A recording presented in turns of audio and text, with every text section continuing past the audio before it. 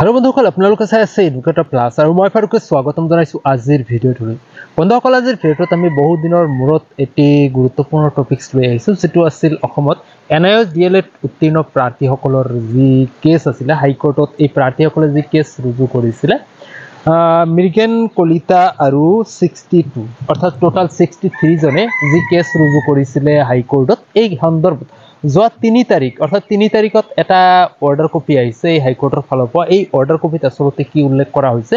বিভিন্নজনে বিভিন্ন ধৰণে মন্তব্য কৰি আছে আৰু কিছুমানে কৈ আছে যে হাইকোৰ্টৰ অৰ্ডাৰ অহা নাই তো আজি আমি আপোনালোকক দেখাবলৈ চেষ্টা কৰিম দেখা পাই আছে স্ক্ৰিনত হয়তো আপোনালোকে স্ক্ৰিন ৰেকৰ্ডিং দেখা পাই আছে স্ক্ৰিন ৰেকৰ্ডিংত আমি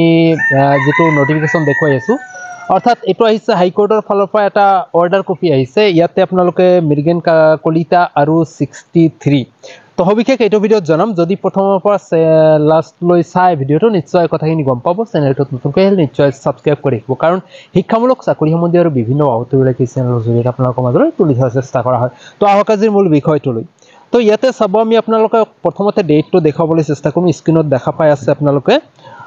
ডেট ইয়াতে চাব স্পষ্টকৈ উল্লেখ কৰা হৈছে 3/5/2024 ত যি অৰ্ডাৰ কপি আহিছে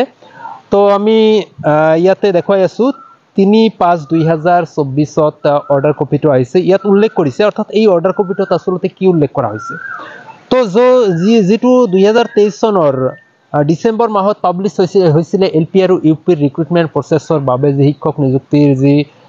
এডভাইসমেন্ট পাবলিশ হৈছিল এই এডভাইসমেন্টত এনএস ডিএলএডৰ প্ৰাৰ্থীসকলক আবেদন কৰা সুযোগটো দিয়া হোৱা নাছিল সুপ্ৰিম কোৰ্টৰ ৰায় অনুযায়ী এই সুপ্ৰিম কোৰ্টৰ ৰায়ৰ মতে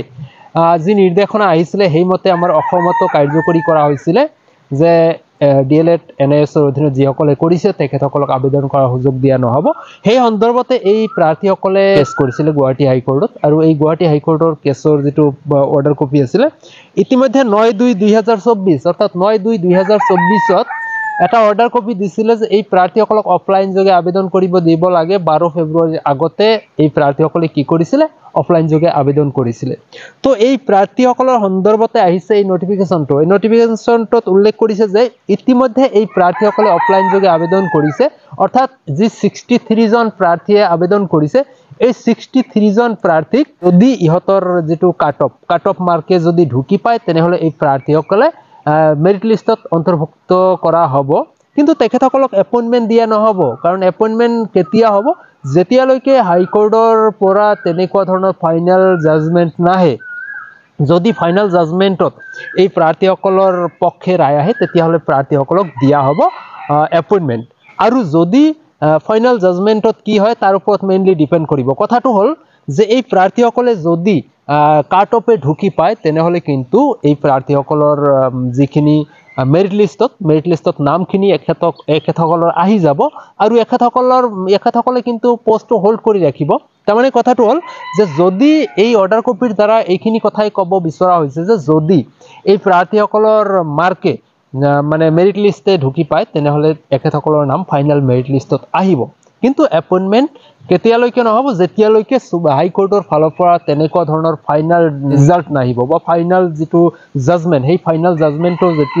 যেতিয়ালৈকে নাহিব তেখেতসকলৰ এগেইনষ্টত বা এপইন্টমেন্ট লেটাৰ দিয়া নহব তো বন্ধুসকল তো বহুতে জানিব বিচাৰিছিল তো মই আজি এইটো ভিডিওৰ জৰিয়তে আপোনালোকক জনাবলৈ চেষ্টা কৰিলো আপোনালোকে যদি জানিব বিচাৰে নিশ্চয়কৈ আপোনালোকে গুৱাহাটী হাইকোৰ্টৰ যেটো সাইট আছে যেটো ই-কোৰ্ট বুলি ডিএফটো ডাউনলোড কৰি লব পাৰিব আৰু লগতে যদি আপোনালোকে এই পিডিএফটো ভালকে পঢ়ি চাই তেতিয়াহলে কথাখিনি গম পাব আৰু আপোনালোকে জানিব বিচাৰিছিল বা বহুতে জানিব বিচাৰিছিল বাবে এই ভিডিওটোৰ জৰিয়তে আপোনালোকক এই কথাখিনি জনাৰ চেষ্টা কৰা হয় যদি ভাল পায় নিশ্চয়কৈ লাইক কৰিব যিমান পাৰে বন্ধু-বান্ধৱীলৈ শ্বেয়াৰ কৰিব আপোনাৰ মতামতটো কমেন্ট সেকশনত কমেন্ট কৰি জনাবলৈ নাপাহৰিব